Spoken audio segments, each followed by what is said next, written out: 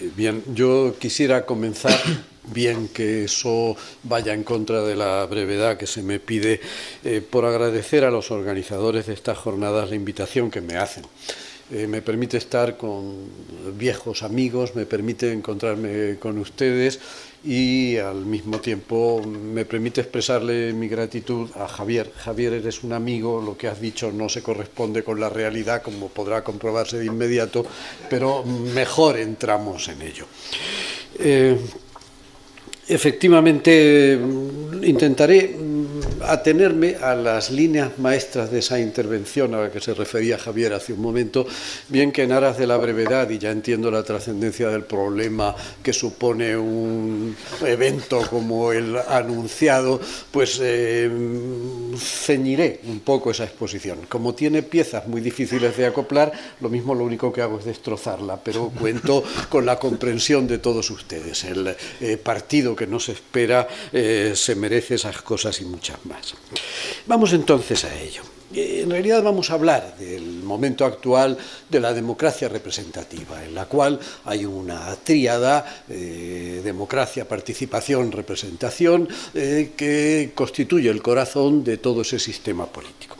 Dentro de esa tríada, democracia, participación, representación, habría que decir que el elemento fundamental a todas luces es la idea o el concepto o la categoría de representación. Los otros dos elementos, participación, democracia, tienen una mayor carga, pues que duda cabe, una mayor carga emotiva, incluso diría que hasta mística.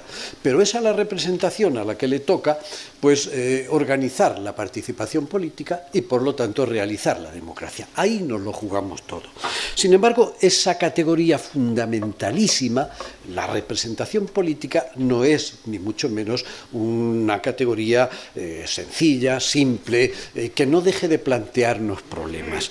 Eso hace que efectivamente nos encaremos muchas veces con situaciones claramente conflictivas. Que, a mi juicio, olvidando otras opiniones que dejo ahora al lado, pues quien mejor ha descrito los problemas que plantea el concepto de representación ha sido Hannah Pitkin. Hannah Pitkin dice en ese precioso libro sobre la representación que todos ustedes conocen, que se trata de un concepto paradójico. Llega incluso a decir que la representación, el concepto de la representación, es una paradoja insoluble, irresoluble. Y dice, aclarando el fondo de su modo de entender las cosas, que es una paradoja irresoluble por la elemental razón de que la planteamos mal, la planteamos de una manera obsesiva como una contraposición abrupta, brutal, entre lo que es la concepción de la representación como representación mandato. En realidad no habría representación más que cuando el elegido se atiene a la opinión de sus electores, y la representación independencia. En realidad y a la contra solo habría representación cuando el elegido puede actuar con total libertad. En un caso y en otro viene a decirnos nos equivocamos. Olvidamos que la representación es tanto lo uno como lo otro, es tanto estar a la opinión de quienes eligieron a ese representante y es tanto como respetar la libertad de actuación de aquel que para eso hemos elegido. En realidad es una situación, es una relación de confianza la que le subyace a este concreto instituto. El problema es que determinadas circunstancias, a veces muy críticas en el devenir de nuestra propia cultura, terminan haciendo que eso que debería ser una relación de confianza, en función de la crispación que esos momentos producen, pues termine ganando unos enteros en la evidencia de lo que pueden ser sus problemas, y se nos aparece más como una relación de desconfianza y de desencuentro como aquella relación de confianza que habíamos dicho que está en el fondo de su propia esencia. Pues bien, una de esas situaciones realmente críticas que deforman la realidad es la que se ha producido en la cultura de Occidente, de las democracias occidentales, en los 7 últimos años. Lo hemos vivido todos y por lo tanto aquí comprimiré mucho la exposición. ¿Qué es lo que ha pasado en este ultimísimo tiempo que nos ha tocado vivir?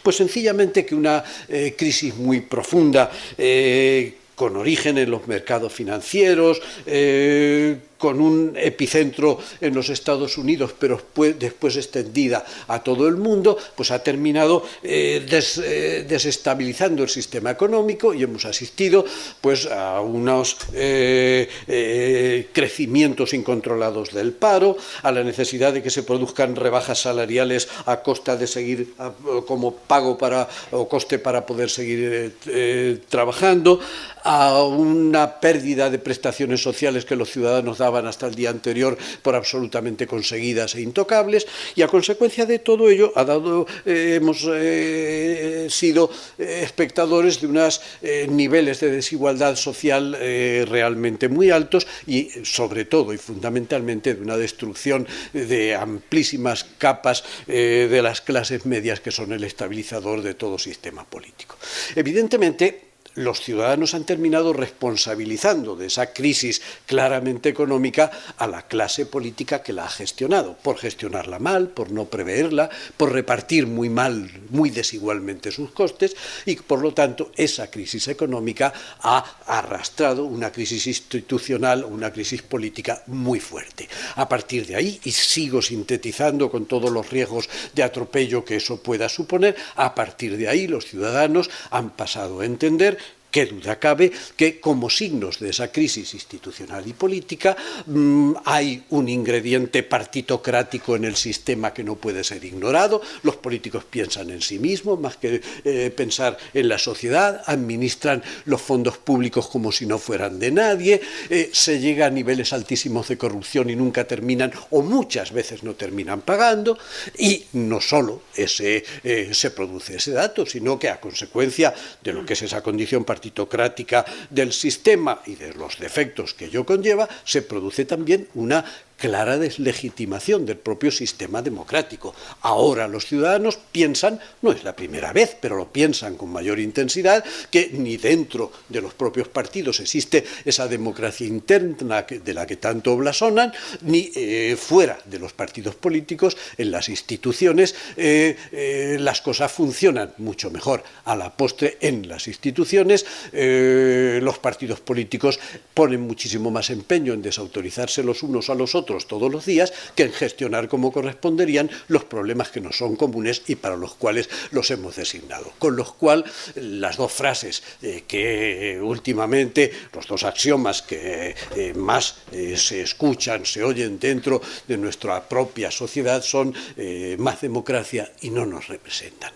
Bueno, el diagnóstico ya ven ustedes que es realmente preocupante. Sin embargo, no debería ser tan desalentador si aceptáramos o entendiéramos que no es la primera vez que pasamos por aquí. El sistema democrático, tal vez porque los problemas están en su raíz, pero el sistema democrático ha pasado ya por crisis, y a veces crisis muy semejantes. Bastaría, vuelvo a sintetizar muchos datos que desarrollaría de otra manera, bastaría con pensar qué es lo que le sucedió a las democracias occidentales en ese tiempo que va entre las dos guerras mundiales, en el periodo de entreguerras, los años 20-30 del pasado siglo. Hay un crack, una crisis económica, el crack del 29, hay un desprestigio profundo de la clase política y de las instituciones, el propio sistema parlamentario, el parlamentarismo se convierte en uno de los grandes debates doctrinales del momento y, consiguientemente, la situación es muy semejante a la nuestra.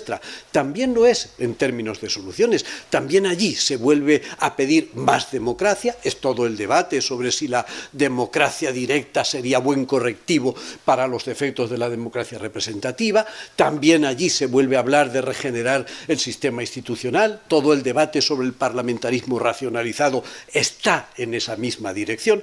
Por lo tanto, por ahí ya hemos pasado. Ahora bien, que hayamos pasado por ahí ¿supone que con esa experiencia, tirando de ella, podemos hacer frente a la situación presente? Pues probablemente no. Probablemente no, porque en nuestro presente, en la actualidad, concurren factores nuevos que hacen a esa crisis y el presente solo puede ser solucionado desde los datos del propio presente que vivimos. ¿Cuáles son esos factores que hacen de nuestro tiempo un tiempo nuevo? Y que claro que aquella lección nos sirve, pero nos obligan a seguir pensando. Pues casi telegráficamente, de nuevo sigo resumiendo, pues claro que hay factores nuevos, desde luego la mundialización o globalización. Hoy hay una extensión, una ampliación de los espacios políticos que no puede dejar de afectar al tema de la representación.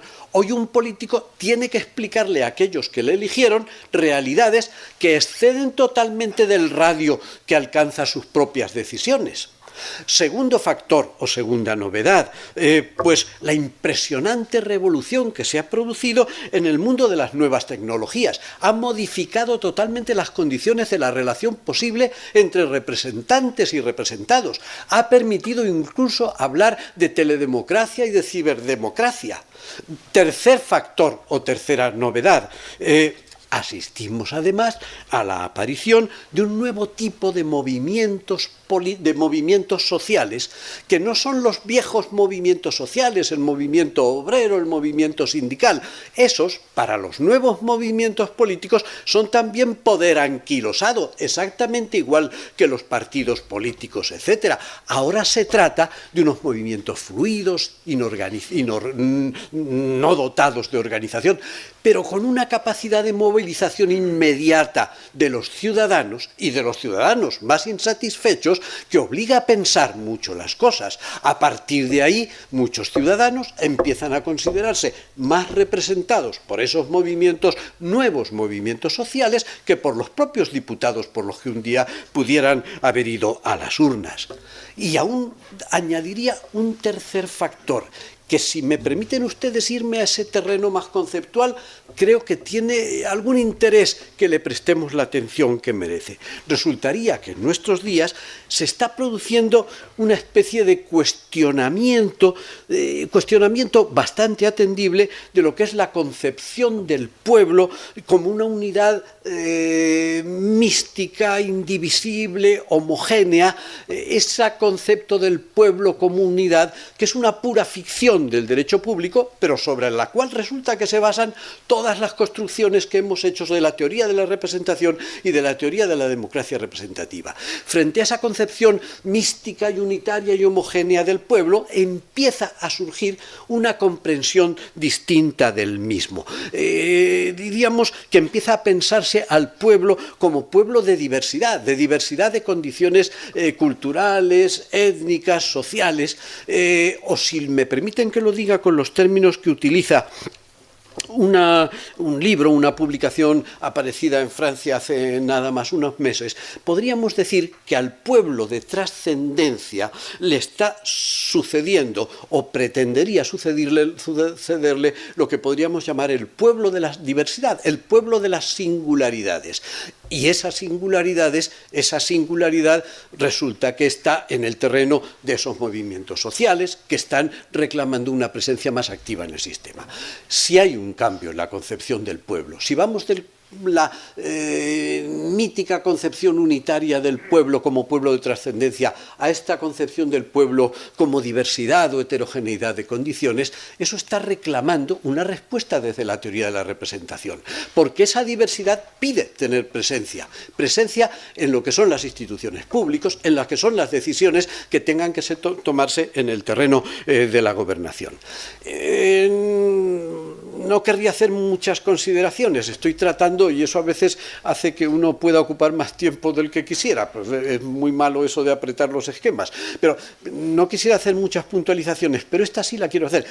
Esa sustitución de un pueblo de unidad por un pueblo de singularidades, tiene detrás mucha tela que cortar, pero no voy a entrar en ello ahora, tal vez en otro momento de la exposición si podamos pasar por ahí.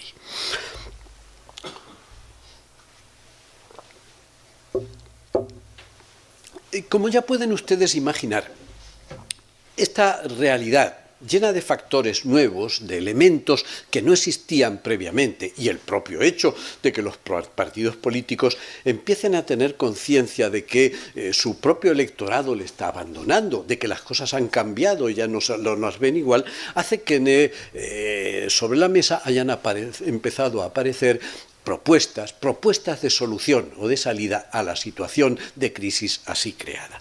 ¿Cuáles son esas propuestas de solución?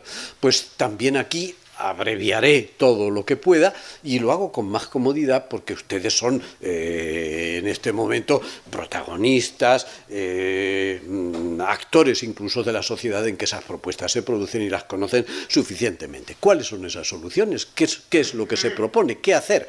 Pues se proponen fórmulas como la de las elecciones primarias para la selección de candidatos, no diré nada al respecto, claro que sí, toda la reforma del derecho electoral para ir claramente a una proporcionalidad o una personalización mayor del sistema, el sistema alemán, listas abiertas, voto de preferencia, los conocen perfectamente, se apela como una tercera fórmula a la promulgación de leyes de transparencia o de buen gobierno, con todo lo que ello pudiera suponer, de modificación de los comportamientos de la clase política, se pide que se revise totalmente la legislación sobre financiación de partidos e incluso coherentemente el Código Penal, se pide también, es una fórmula más, la ampliación de los institutos de democracia directa, revisemos el referéndum y revisemos la iniciativa legislativa popular.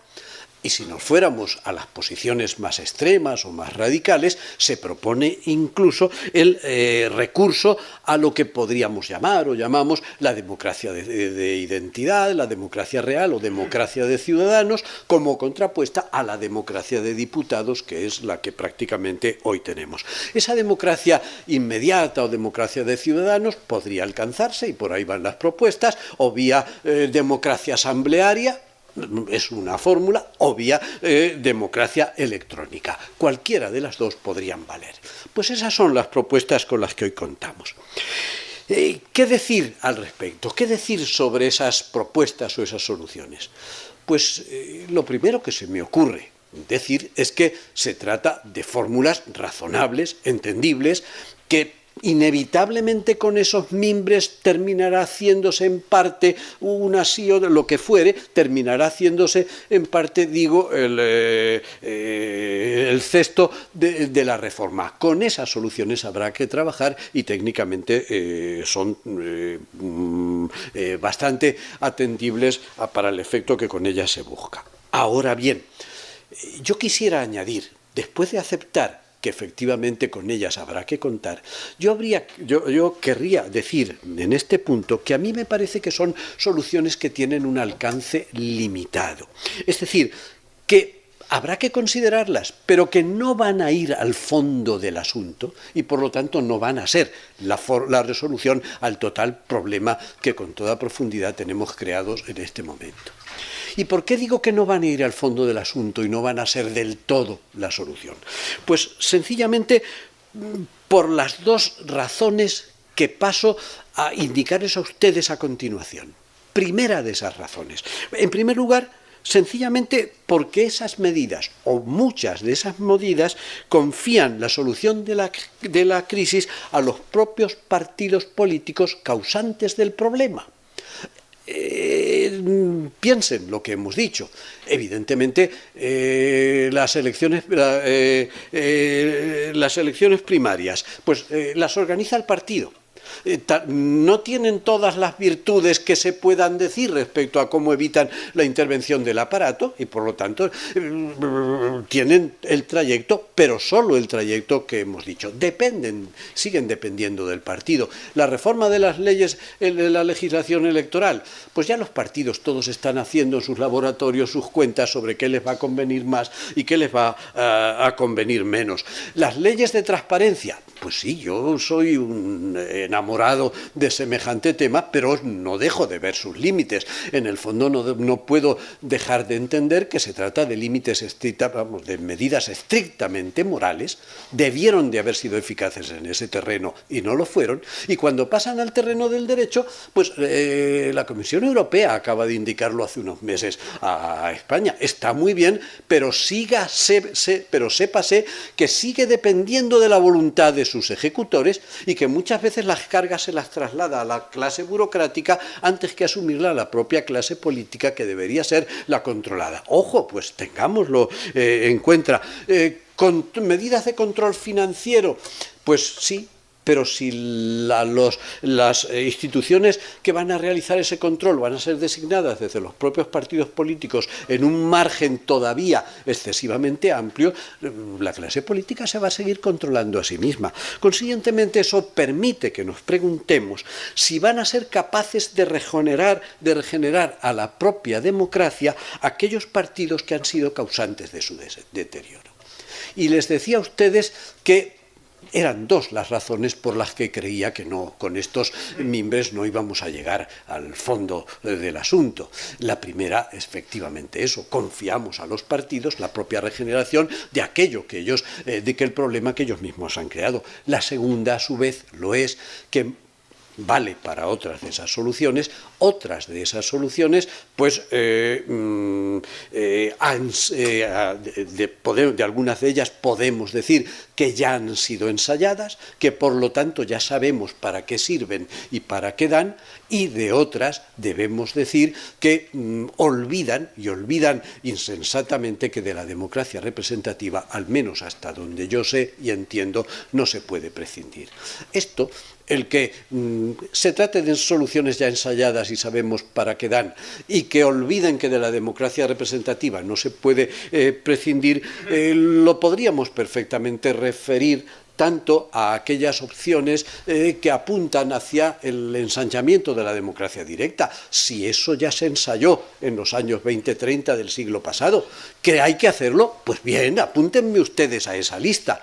Pero eso ya se ha ensayado y sabemos perfectamente que sí sirve, pero sabemos para qué sirve y hasta dónde sirve. Cuidado con poner demasiadas esperanzas donde tal vez no podemos totalizarlas.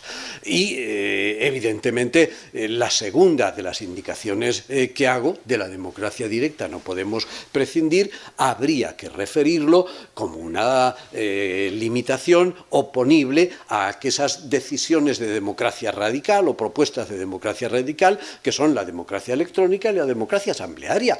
Todos sabemos de qué va. No hay, yo me considero más rusoniano que nadie y más partidario de la democracia directa que nadie, pero eso no me lleva a ignorar que la democracia asamblearia tiene también, que las asambleas tienen también sus minorías, que son claramente manipulables, que no tienen una clase responsable. ¿Y cómo vamos a organizar una democracia sin la responsabilidad de aquel que está actuando en un determinado momento por nosotros? Y de la democracia electrónica, pues ¿qué quieren que les diga? También, claro que hay que utilizar las nuevas tecnologías, pero con las nuevas tecnologías se puede establecer el gobierno de totalidad de toda una comunidad. Aquella pregunta que le hacía en un determinado momento Louis Blanc, hacia 1840 y tantos, a Proudhon, le decía, ¿es posible que 30 y tantos millones de franceses, de ciudadanos, tomen las decisiones comunes que son necesarias sin que haya intermediadores, sin la intervención de representantes? Quien pensara de esa manera sería un loco. Pues efectivamente, claro que son utilizables, pero en el terreno que estamos intentando hacerlas efectivas, pues ni esas fórmulas tienen las técnicas, no están encima de la mesa las técnicas a las que tendríamos que confiar que las cosas circulen de esa manera, ni tampoco la simplicidad de esas técnicas permite que los ciudadanos se hagan cargo de problemas muchísimo más complejos. ¿Aceptaría o podría la comunidad total de los ciudadanos de un país pues aprobar una ley de presupuestos o una ley de navegación aérea sencillamente por esa vía electrónica? Me parece que los problemas son muchos y tal vez demasiados para que podamos alcanzar un modelo asequible de democracia, y así debemos entenderlo. Y bien, si ese es mi planteamiento, si yo he tenido el atrevimiento de traer atropelladamente, pero traer el discurso a donde lo tenemos en este momento, con ello yo mismo me acabo de crear la necesidad de dar un paso más, casi la necesidad de hacer una indagación un poquito más personal en la que pueda indicar por dónde podríamos salir de ese atolladero en que hemos entrado. A mi juicio, esa indagación más personal debería incluir dos momentos. Por una parte, el momento del diagnóstico, en el cual yo creo que lo que tendríamos que hacer y tal vez no se hace, por eso tal vez no se llega a donde hay que ir, lo que tendríamos que hacer, digo, sería indagar cuáles son las causas reales, las causas más profundas de la crisis o del problema. Y para eso tendríamos que tomar el tema aguas arriba, bastante más arriba de lo que lo solemos hacer de manera habitual. Y tras ese diagnóstico, cuando sepamos cuáles son las verdaderas causas del problema y los verdaderos, dónde están los auténticos déficits de la democracia representativa en este momento, pues procedería ir a una terapéutica, es decir, saber qué es lo que tendríamos que hacer. En este segundo momento, en el de la terapéutica, pido caridad, no me pidan que en absoluto no tengo esa capacidad, ojalá la tuviera y la vendería muy cara, no tengo la posibilidad de decirles a ustedes por dónde habría que caminar, dónde están las soluciones. Permítanme que me atenga tan solo a indicar algunas posibles líneas de avance, pero como habitualmente ese es un terreno que los teóricos no solemos pisar, con poquito que pudiera ser utilizable, yo me doy por compensado. Vamos entonces a esa indagación más personal. Un diagnóstico, dónde están las causas reales del problema y después, pues vamos a ver qué hacemos. Vamos a esa terapéutica arriesgada de la que les hablo. Por lo que hace al diagnóstico, yo diría que son tres las causas o las razones más profundas de los problemas a los que hoy nos enfrentamos. Las tres, curiosamente, tienen que ver con los orígenes liberales del modelo, lo cual es un terrible problema, porque resulta que si ahí están en esos orígenes liberales, ahí tendríamos que meter el dedo, pero también resulta que de esa matriz liberal no podemos prescindir si queremos seguir estando en un Estado social y democrático de derecho. Ahora bien, que la dificultad sea esa, no me exime de saber cuáles son esas tres que considero que pueden ser las causas matrices del problema, de la crisis a que nos enfrentamos. Primera de esas razones o causas matrices, pues a mi juicio lo es la pérdida de la condición triangular de la representación que se produce cuando el Estado accede a su condición de Estado constitucional y, consiguientemente, la identificación a partir de entonces de la representación como una idea de poder, como representación de poder y nunca como contrapoder. Me explico. Lo que quiero decir con esto un poco alambicado, que en el fondo corresponde a un análisis de Sartori, lo que intento decir es que durante la Edad Media, efectivamente sí, esa condición triangular de la representación existió. Allí un sujeto, las asambleas parlamentarias, recibían un mandato de otro sujeto, sus estamentos, sus poderdantes, a efectos de que actuaran ante un tercer sujeto, que era la corona, que era la que tenía el poder. Consiguientemente, esas asambleas, con todas las limitaciones, pero no tantas hasta que no llegue el Estado absoluto, esas asambleas medievales actuaban como verdaderos contrapoderes. Cuando llega el Estado constitucional, se plantea como una pugna entre el Parlamento y la corona, una pugna por la soberanía, por la detentación de la soberanía. Y ese enfrentamiento, ese litigio, lo gana el Parlamento, con lo cual el Parlamento, vencedor, se subroga en el lugar del monarca. Y a raíz de eso, que es una posición activa, una posición de poder. Y a partir de ese momento resulta que dos de los vértices de aquel triángulo, Parlamento y Corona, se funden en uno solo y la condición triangular de la representación desaparece. ¿Se deduce de aquí algún déficit para el modelo de democracia representativa dentro del cual nosotros vivimos? Pues a mi juicio, uno muy claro. Resulta que, a consecuencia de ello, el modelo viene, y desde sus orígenes, viene funcionando prácticamente sin contrapoderes. El Parlamento es, a la vez, nuestra representación ante el poder y el poder ante el cual tendríamos que estar representados. ¿Y la oposición? Pues es que la oposición también tiene mentalidad de poder y no de contrapoder.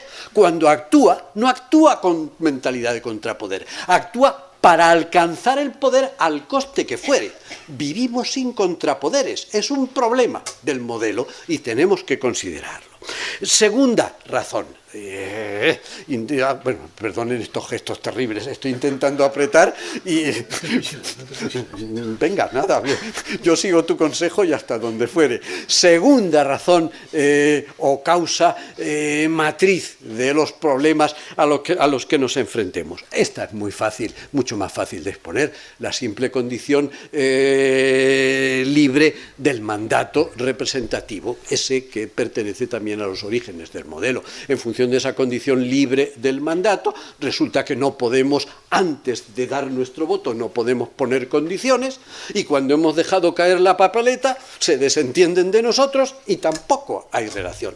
Se deduce de aquí algún déficit que esté también en esa realidad presente que no nos gusta, esa que habría que corregir. Pues aquí no uno, aquí dos déficits serán los que indique. Desde luego, y en primer lugar, que la relación representativa, aunque la llamamos de esa manera, no es una relación, es, como se decía en determinado momento, una relación vacía de relación. O Roger Collard lo decía en Francia el siglo pasado de una manera muy clara. Ojo, que no es una relación, que es una metáfora felicísima porque ha permitido solucionar muchos problemas, pero es una simple metáfora, no una realidad. Cuando hemos dejado caer el voto, antes no han hecho más que pedírnoslo, y cuando lo hemos depositado se desentienden de nosotros y hasta las próximas elecciones. No hay relación, es una relación vacía de relación. Y segundo déficit, en función de la autonomía que percibe el político, el elegido, que a partir de ahí tiene, termina resultando que nuestra clase política o nuestros políticos se mimetizan en una auténtica clase profesional, en auténticos profesionales de la política que, como no tienen nada de qué responder, no tienen más horizonte libre en toda su actuación que esa carrera política que a sí mismos se han dado. La clase política se mimetiza en profesionales de la política, o si lo quieren ustedes con esa terminología tan del gusto de los politólogos, en una auténtica élite del poder. Pues es un problema más y a él tendremos que ir. Tercera razón, y con eso cierro y termino este elenco. La tercera de esas razones matrices a las que confío la indagación de dónde están nuestros problemas es el compromiso, y compromiso profundísimo que se produce entre el Estado constitucional y un determinado modelo económico. El compromiso entre el Estado constitucional y la economía de mercado, o la economía liberal o neoliberal de mercado. Estará muy bien a muchísimos efectos, pero eso tiene sus consecuencias. Ese modelo económico, ya lo saben ustedes, tiene como único motor el espíritu de lucro, el enriquecimiento, de donde, con una mala comprensión calvinista del problema, termina resultando que la riqueza se convierte en el signo externo del éxito profesional e incluso de la posición social que cada uno ha alcanzado en función del ejercicio de la profesión que haya elegido. Se deducen de aquí algún déficit, a mi juicio uno fundamental, pero de él no me puedo ocupar, ya quisiera, porque para mí lo entiendo como fundamental, pero no pertenece a la relación representativa.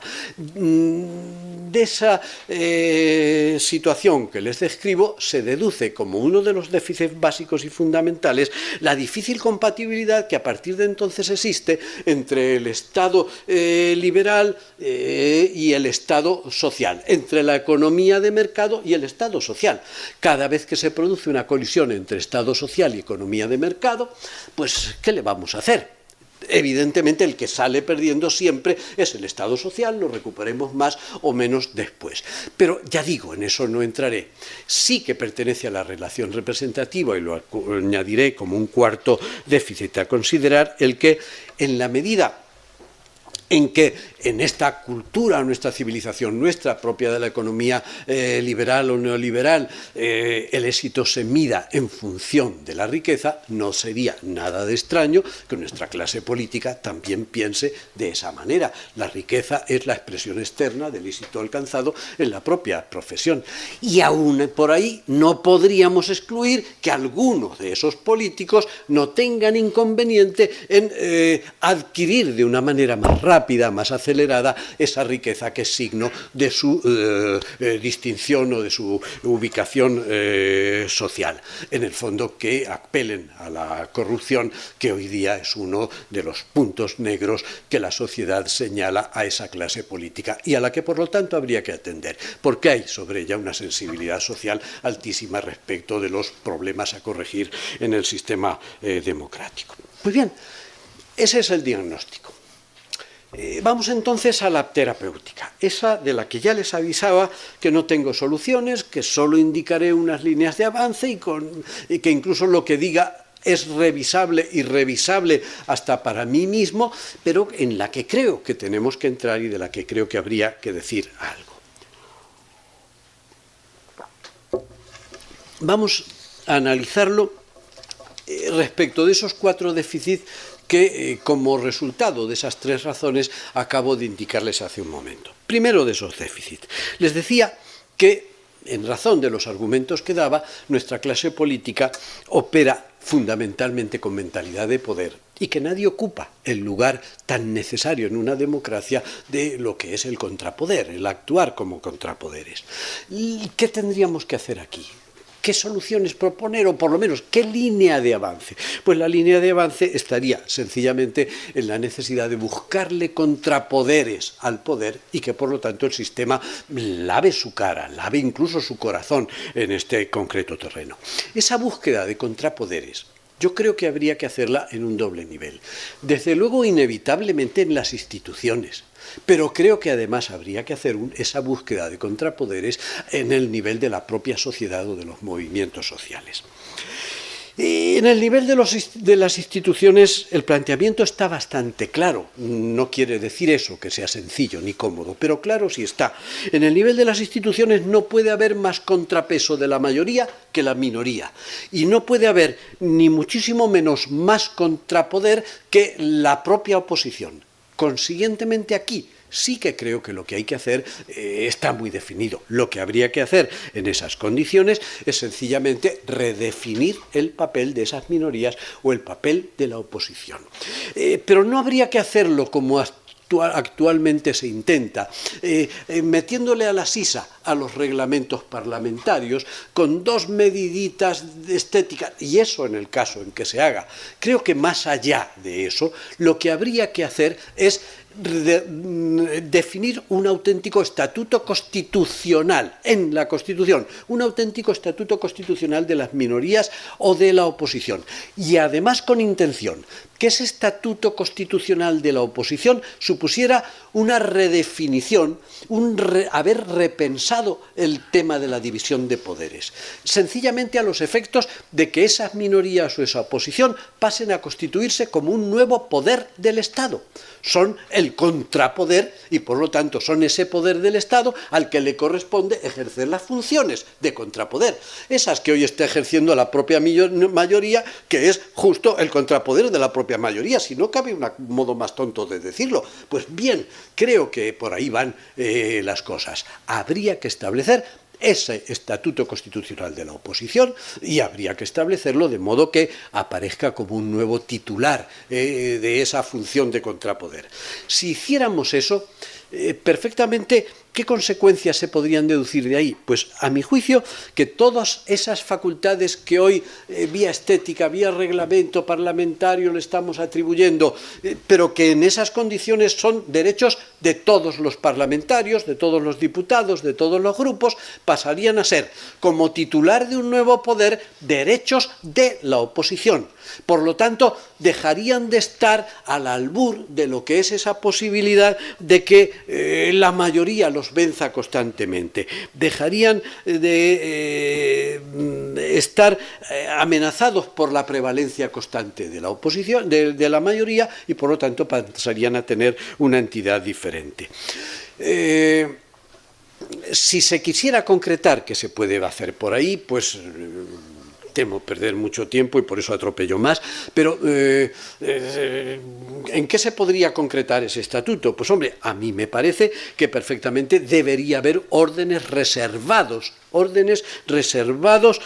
a la libre disposición de la minoría, cómo cambiarían las cosas. Debería haber un acceso a expedientes y documentos mucho más expedito del que hoy disponen esas minorías. Debería haber sesiones informativas e incluso comisiones de investigación de la minoría y solo de la minoría. Debería haber mociones de la minoría o de la oposición.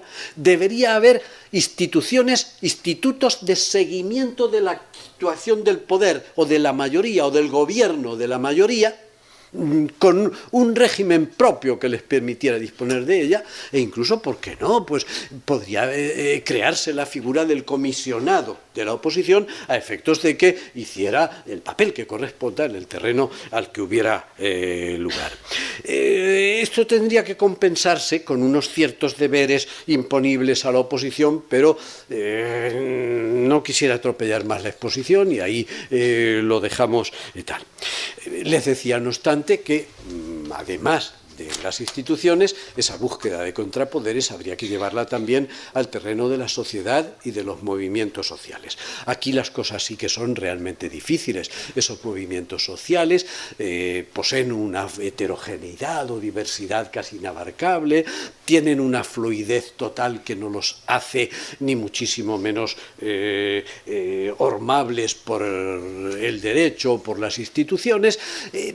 Sin embargo, si lo que pensamos es que hay que buscar contrapoderes, me reconocerán ustedes que son esos movimientos sociales los que tienen hoy verdadera mentalidad de contrapoder.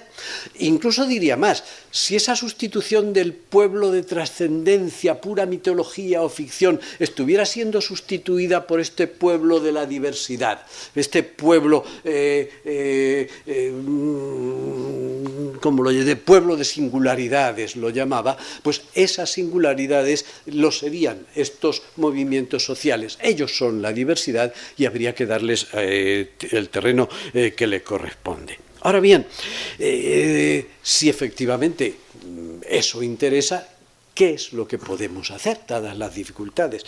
Pues yo creo que el único modo de proceder sería establecer una distinción difícil. Los sociólogos no la tienen muy clara, los politólogos tampoco, menos aún los juristas, pero habría que establecer una distinción entre lo que podríamos llamar movimientos sociales organizados. Me conformo con que tengan un mínimo de organización, por pequeña que sea, pero tendrían que tenerla, y aquellos otros movimientos sociales espontáneos o más fluidos que no solo no tienen organización, sino que además en cualquier caso la repudiarían.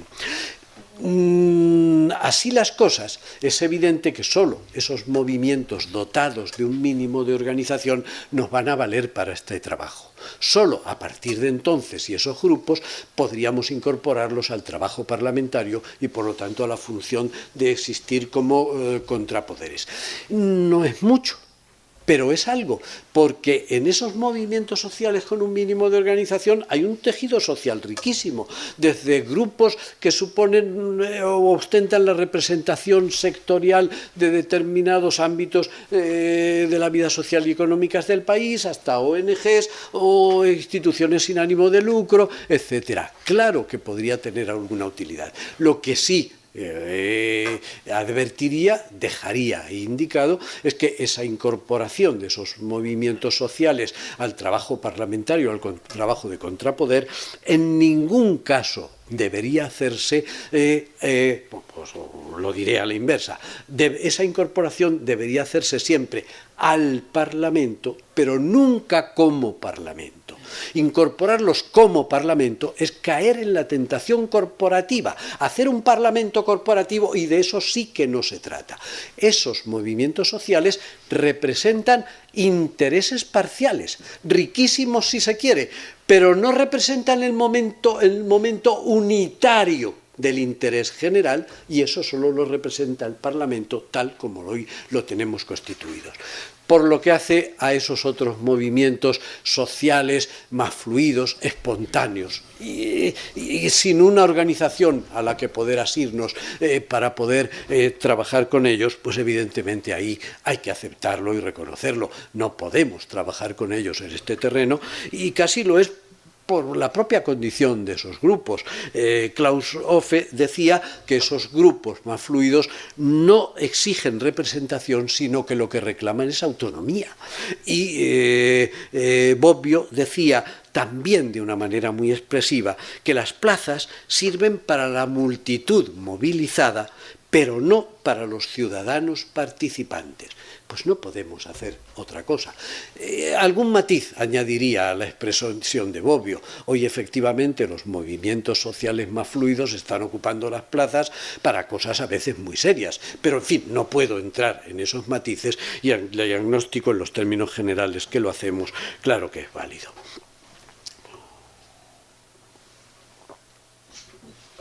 Segundo de los déficits que dejé señalados. ¿Y qué podríamos hacer en ese terreno? Recordarán ustedes, lo es la condición libre del mandato y en función de ello, el que una vez depositado nuestro voto, se desentiendan de nosotros. Que la relación representativa esté vacía de relación. ¿Qué podemos hacer en este terreno? ¿Por dónde deberíamos avanzar? Pues a mi juicio deberíamos hacerlo, aunque no sea sencillo, intentando rellenar de relación esa relación representativa. El problema es saber cómo hacerlo, a qué recurrimos para rellenar de relación eso que en este momento no lo tiene. Mi idea es que esa búsqueda no deberíamos hacerla en el terreno de lo que es la condición imperativa, la posible condición imperativa del mandato y, en razón de ello, en la posibilidad de, en función del incumplimiento de ese mandato, de ese imperio que le hayamos impuesto, la exigencia de responsabilidad. Creo que ese no es el camino.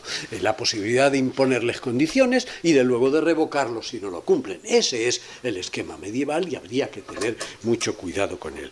En este momento está sobre la mesa una propuesta de Izquierda Unida, la de incluir en el sistema el revocatorio. Se trataría, ojo, solo para cargos de gobierno, para muy poquitos cargos de gobierno. Curiosamente no para todo elegido, cuando esto es un problema de la representación, pero está propuesto. Evidentemente se trataría de, el programa sería la indicación, el programa con que se presenta un político a las elecciones serían sus instrucciones y su incumplimiento daría lugar, en esos casos, solo casos de cargos de gobierno, daría lugar a la posibilidad de, con la solicitud de un porcentaje de sus electores, la repetición de la elección y, consiguientemente, la posibilidad de que ese político tenga que marcharse a la calle. De todos modos, yo no creo en absoluto, no tengo para mí que ese sea el camino más adecuado. Tengo para mí que quienes plantean el problema de esta manera, ojo, unas condiciones, un análisis y la posibilidad de repetir las elecciones y a la calle, están pensando mucho más en hacer caer al gobernante correspondiente y provocar unas nuevas elecciones que en llenar de verdadero contenido esa relación representativa en el tiempo que va entre una elección y otra. Para mí, sin embargo, esto segundo es lo que importa, llenar, digamos, de unas condiciones de conexión en el elector elegido entre los tiempos interelectorales en la relación representativa. Y digo que tengo para mí que eso es más importante que lo anterior, porque estoy de acuerdo con Habermas cuando decía que el elector debe estar en condiciones de asegurar una función crítica. Y esa función crítica del elector no se garantiza en absoluto porque hagamos caer al gobernante un determinado día y con eso habilitemos un minuto más para dejar caer otra papeleta y después las cosas siguen estando como están. De lo que se trata, a mi juicio, es de que se abran espacios periódicos institucionalizados de comunicación entre electores y elegidos entre un momento electoral y otro momento electoral. ¿Cómo habría que organizar esos momentos periódicos de comunicación interelectoral? Pues ahí ya sí que no tengo una respuesta, más aún creo que nadie debería darla. ¿Cómo se organizan esos momentos de comunicación periódica institucionalizada, electores elegidos entre elección y elección? Cada sistema o cada país debería diseñarlo según sus particulares y propias condiciones y no creo que haya otro modo de hacerlo. Todo lo más me atrevería a dar algunas indicaciones de mínimos, que sí que me parecen interesantes, pero que voy a tener que resumir de una manera también deformante, pero ahí queda. Hombre, lo primero que habría que resolver, primera indicación de mínimos, es quiénes son esos electores que pasan a ser la otra parte de la relación representativa después de que la elección se haya celebrado. A mi juicio no hay más que un modo de resolverlo. Habría que establecer o que constituir unos registros de electores. Claro está, en la medida en que no va con nuestra cultura o va contra nuestra cultura política el confesar el sentido de nuestro voto al depositar la papeleta, eso va a ser difícil, y si además rellenamos, complicamos esa creación de los registros con unas exigencias burocráticas muy fuertes, pues va a haber una resistencia de los propios electores. Consiguientemente, sí, un registro de electores por cada formación que haya obtenido y tal, pero habría que hacerlo con una simplificación absoluta de lo que es la posibilidad de que el elector se inscriba en los registros de lo que hablo. Pienso que no sería tan difícil. Me pasa por la cabeza, pero los modelos podrían ser cualesquiera y ustedes pueden pensar lo que quieran. Si en el momento del voto al elector se le entregara una tarjeta en blanco que él pudiera rellenar declarando el sentido del partido, de la formación a la que quiere ir, y bastara solo con que con unas determinadas claves lo dejara caer en el correo o al salir del colegio electoral o en el día siguiente, las cosas no serían tan complicadas. Se podrá perfeccionar, pero no me parece que sea imposible. Eso sí, sobre esos registros así establecidos, ya sí que sería más fácil organizar esos contactos postelectorales. Habría dos modos de organizarlo, o el recurso a las nuevas tecnologías, o tal vez las reuniones presenciales, es decir, las reuniones con los propios electores del elegido a lo largo, con intermitencia dentro del tiempo.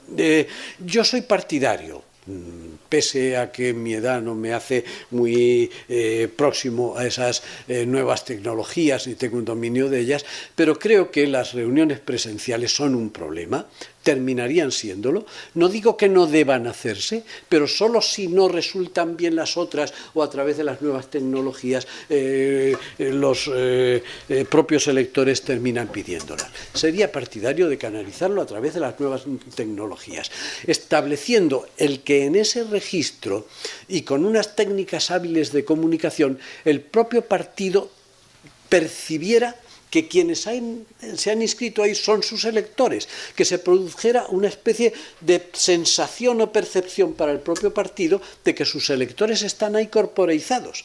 Y de aquí derivaría una condición más. A partir de esa sensación del partido, evidentemente esos electores así registrados deberían recibir derechos de comunicación con aquellos a los que eligieron, que tuvieran que ver con su condición de tales inscritos. Deberían derivar sus derechos de su condición de electores y nunca de su condición genérica de ciudadanos. El partido que se relacione con los ciudadanos como le dé la gana y por las vías propagandísticas o libres que quiera. Pero respecto de este grupo o cuerpo que ya está ahí y que son sus electores, que tenga conciencia de que existen y que consiguientemente deba adquirir un deber, una sensación, un sentido de deber, de cómo tenga que comportarse o responder ante ellos. Y una última indicación.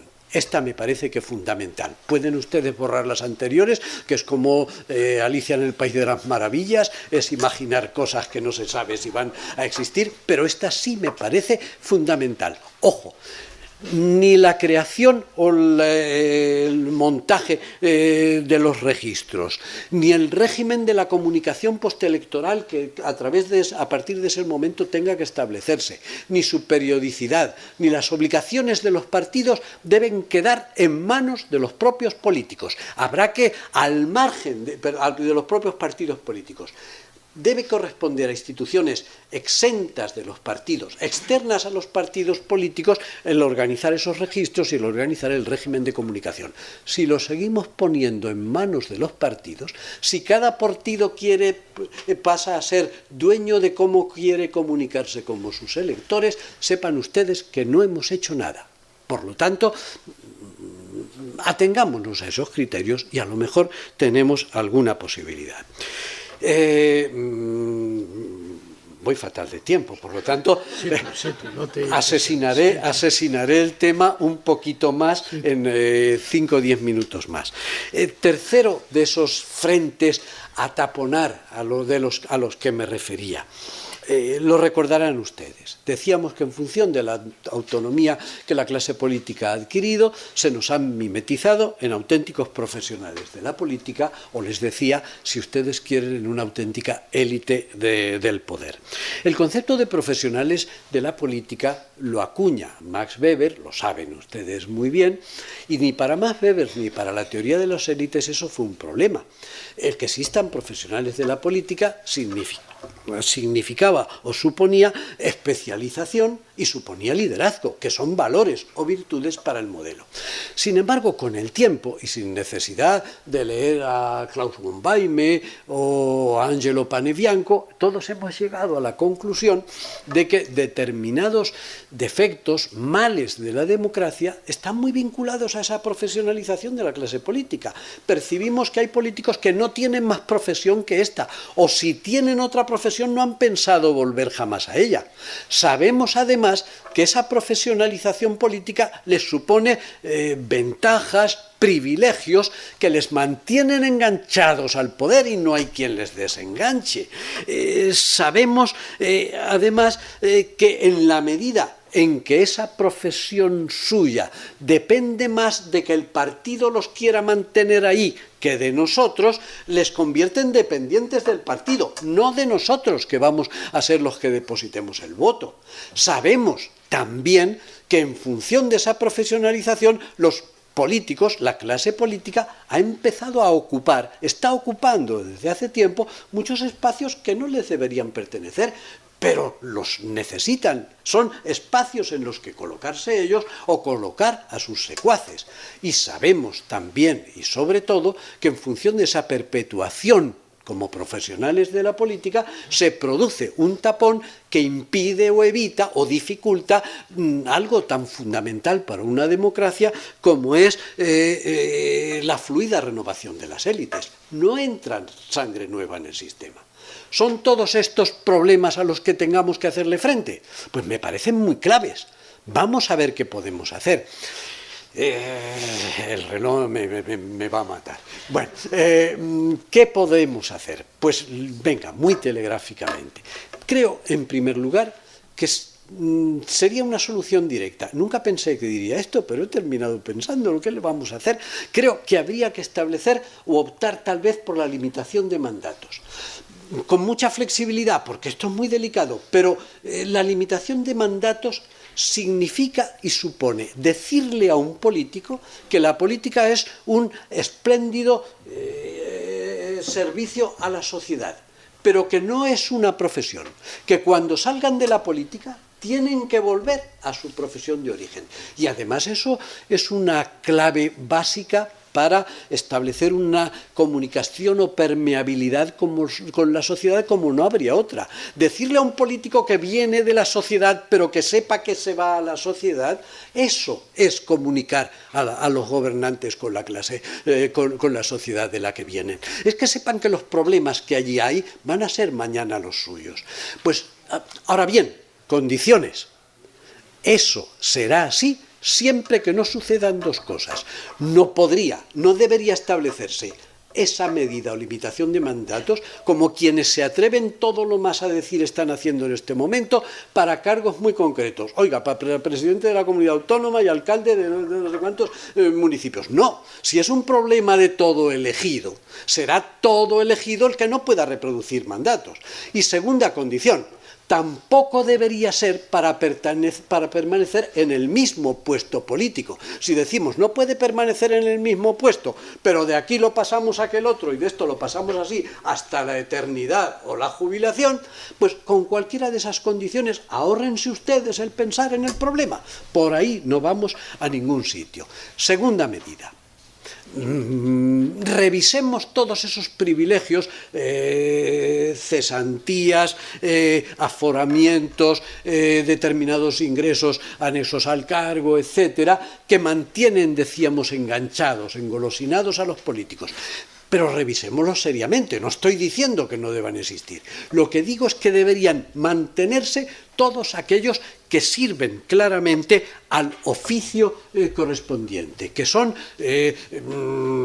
secuelas propias o contenidos propios de la protección del oficio, pero nunca aquellos que no tienen justificación y hacen que muchas veces los ciudadanos pensemos o piensen en los políticos como puros jugadores de ventaja. Y una tercera medida, también en la línea de evitar esa profesionalización, dificultarle a la clase política el que haga una reserva inadecuada de espacios que no les pertenecen. Tendríamos que ir a una definición de ámbitos exentos a la intervención o a la presencia, a la ocupación por los partidos políticos. Habría que sacarlos de ahí, sencillamente. ¿Y en qué estoy pensando? Pues estoy pensando, sencillamente, hablo de aquellos ámbitos que no pertenecen a la lógica del poder, sino que pertenecen a la lógica de la sociedad. Serían las cajas de ahorros, serían tantas otras estructuras o contextos sociales donde los políticos se están colocando. De ahí habría que sacarlos. Hablo también de aquellos ámbitos que sí que pertenecen a la lógica del poder, pero no pertenecen a la lógica democrática del poder, que es la única que ellos deberían ocupar, sino que pertenecen claramente a la lógica profesional o funcionarial de la administración pública. Hablo, aunque aquí la tijera se ha medido mucho, se ha adelantado mucho, pero hablo todavía del altísimo número de puestos de confianza o de libre designación y hablo, sobre todo, de aquellos puestos de dirección de las llamadas administraciones independientes, desde la Comisión Nacional del Mercado de Valores hasta el Banco de España, pasando por los consejos de radio, televisión, lo que fuere, todos ellos siguen estando en manos o del Consejo de Ministros o del ministro correspondiente y claro, pues oiga, allí habría que revisar exactamente las cosas como son. Y finalmente, aunque aquí comprendo que es más difícil estar de acuerdo conmigo, y yo tampoco estaba de acuerdo conmigo hace un par de décadas, pero he llegado a esa conclusión. Hablo también de aquellos espacios institucionales, Tribunal Constitucional, Consejo General del Poder Judicial, Tribunal de Cuentas, que a mi juicio tampoco pertenecen a la lógica democrática del poder, porque resulta que pertenecen a la lógica del control o de la fiscalización independiente del poder. He dejado de pensar como una verdad axiomática o indiscutible el que porque haya ya una designación parlamentaria no se va a producir lo que de hecho se está produciendo, lo que de hecho se produce, que la clase política designa a sus propios controladores y todos los días nos enfrentamos a realidades que nos avergüenzan, a realidades que hacen que la democracia no exista con todo el enraizamiento, con toda la calidad que le debería corresponder. Voy a atropellar definitivamente la última, el cuarto de esos déficits, intentando asesinarlo de modo que quede algún tiempo. ¿Cuál era el cuarto déficit? Por no dejar de mencionarlo, porque es importante. Habíamos convenido que si la riqueza es el signo externo del éxito profesional, nada tiene de extraño que nuestros políticos también lo vean de esa manera. Y diría que hasta es razonable, no hay ningún problema en ello, pertenece a nuestra cultura y a nuestro mundo, siempre que se mantengan unos límites razonables. El problema surge porque, como muy bien dijera en un momento Klaus von Weime, cuanto mayor es la necesidad de vivir de la política, mayor es el riesgo de querer vivir bien de la política. Y es ahí donde comienzan a surgir pues las prácticas irregulares, los comportamientos inadecuados y, en último extremo, y cuando se produzca, el caso de la corrupción. Hago omisión de los datos que el informe anticorrupción de la Comisión Europea da sobre España, sobre la dimensión de ese problema. Es de hace un par de meses, pero están muy claros. Los datos para España son que el 96% de los españoles consideran que ese es un problema sensibilísimo de la propia sociedad española. Algo habrá que hacer. ¿Qué podemos hacer? Pues hombre, se puede hacer lo que se dice, que duda cabe, podemos dar mayor transparencia a la contratación administrativa, podemos aumentar las penas en delitos de corrupción, crear el delito de como delito específico, el delito de financiación ilegal de partidos, podemos hacer lo que se quiera y estará bien hecho. El problema es que, aunque se haga todo eso, si termina sucediendo que determinados condenados, en función de unas sentencias más o menos benévolas y en función de determinados datos, no terminan entrando jamás en prisión, el problema estará ahí, de una manera muy contraproducente, muy negativa en lo que es la visibilidad que sobre la democracia tengan los ciudadanos. Claro, que eso sea así, se hace posible entre nosotros, aparte de otros datos, pero fundamentalmente en función de dos elementos o dos datos básicos. En primer lugar, eso es así porque lo permite la natural, la lógica dificultad de la prueba o de la peritación en este tipo de delitos, lleno de sociedades pantallas, ingenierías financieras, etcétera. A ver quién deshace la maraña. Y en segundo lugar, es así también en función o en razón de la existencia de esa justicia negociada que crea unas prácticas a las que me referiré dentro de un momento. Por lo tanto, si queremos corregir el modelo, creo que lo que habría que hacer es todo aquello que hemos dicho, pero fundamentalmente modificar nuestro ordenamiento jurídico en términos de parchear estos dos problemas que acabo de señalar como básico. ¿Cómo hacerlo? Pues por lo que hace a la primera de esas situaciones, al primero de esos déficits, habría efectivamente que reforzar la posición de los jueces por lo que hace a la posibilidad de superar la dificultad de la prueba y la peritación de la misma.